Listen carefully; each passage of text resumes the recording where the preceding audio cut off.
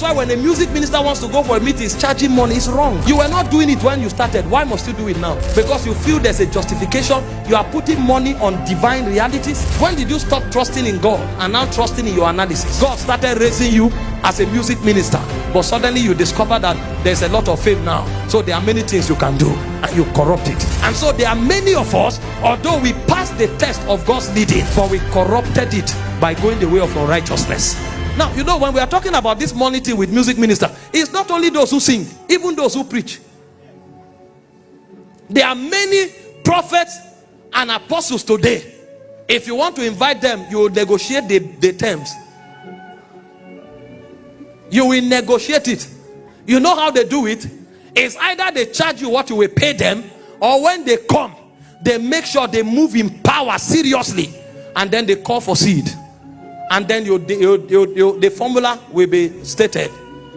The man who called for the seed will take 60%, and the host will take 40%. So apostle is coming to raise money. In fact, sometimes the host will tell apostle, that woman with blue suit, she works with another company. The brother that is wearing brown shoe, that brother with brown shoe that has a skin cut, yes, he's a big man. He has a telecommunication. Apostle will now come with fire. While he's preaching, he will say, you, this brother, come. There's a scepter with you.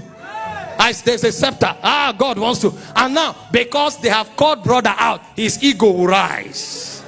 Apostle will use the altar to massage his ego. And then, brother, when apostle now said, I don't do this, but I feel God wants to shift people. God wants to shift people. I want somebody to come out and drop some seed. The brother will be the first to run out. You know why? He senses a connection to the apostle. But it's apostle and host that work the mathematics. He will turn to the woman and say, there's a grace on you, ma. You. Can I pray with you? Please. There's a grace on you. I know you have seen some things, but hear me, in the next 3 months, that woman is already a millionaire. It's not your prophecy that made her, but there's an arrangement. And when apostle knows that he has gotten the audience where he wants, apostle will now take seed. The seed already has a sharing formula. And sometimes, you know why ministers fight? Because the host will keep quiet. It's his account the money is going to. When they collect the money finish, host will come and say, you see, man of God, there are some debts we needed to, you know how these things work. But don't worry, you will now see 2 servants of God now fighting. I will deal with you. Is it not my grace that brought the money? So the corruption is not only, see, the reason we are addressing this thing, we don't have any issue with anybody. I relate with all these people, but I know they want to corrupt the heritage of God. That's why when a music minister wants to go for a meeting, he's charging money. It's wrong. It's wrong. You were not doing it when you started. Why must you do it now? Because you feel there's a justification. You are putting money on divine realities. When did you stop trusting in God and now trusting in your analysis? And when it comes to music minister, you think it's right. Imagine if they told you that they invited me for a conference, and I said, you see, these messages, we have to refine them and put online. I need to come with some people and I pay them. Do you think I don't have staff?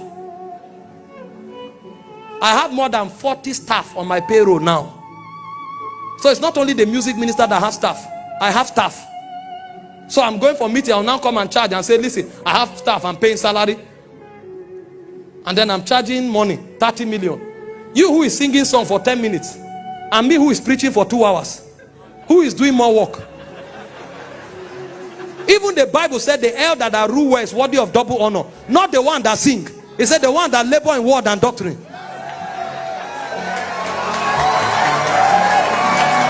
So if you think the music minister deserve honor, I deserve more. I labor in word and doctrine. What if you now hear that apostles are now charging 30 million and 40 million? What will you say? Is it because we don't have staff? We have staff. It's corruption.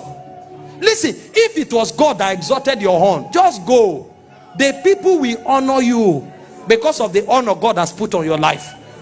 And don't tell me that there are people who have swindled you. Sir, I have traveled many times, not just to Nigeria, many nations. Do you know what it means to travel for 2 days to a nation, preach for 3 days, and then when you finish, man of God tells you that we're having some challenge with account? No problem, I didn't come for money. And then after 1 month, man of God still sends you a message and says, sorry, there's challenge. I've seen it many times. So you are not the only person being deceived, but at the heart of it all, we know we are servants of God. We are not against honorarium, we are not against honoring people, but we are not merchants.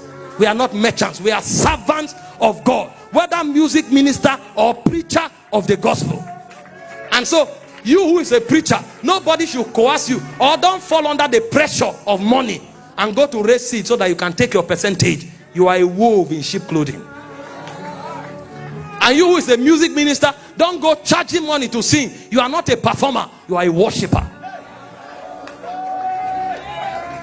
And don't allow the world tell us what is right from what is wrong.